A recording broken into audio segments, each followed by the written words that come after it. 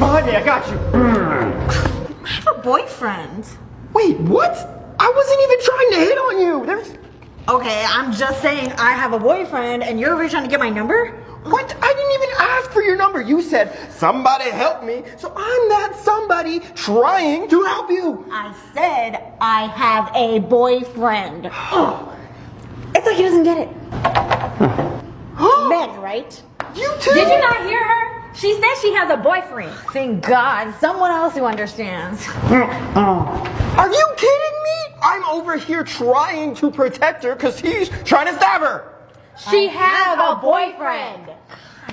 Unbelievable. Unbelievable. Girl, don't even worry about it, because this is the classic save the girl and get a date routine. Oh my God, trust me. I hate when that happens, literally, every single time. Man, I had it happen to me 3 times in Texas, 4 times in Atlanta, and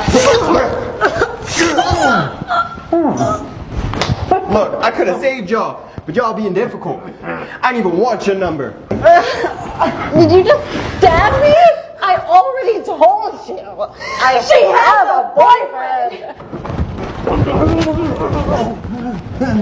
You're right, it's not worth it. Oh, because she has a boyfriend?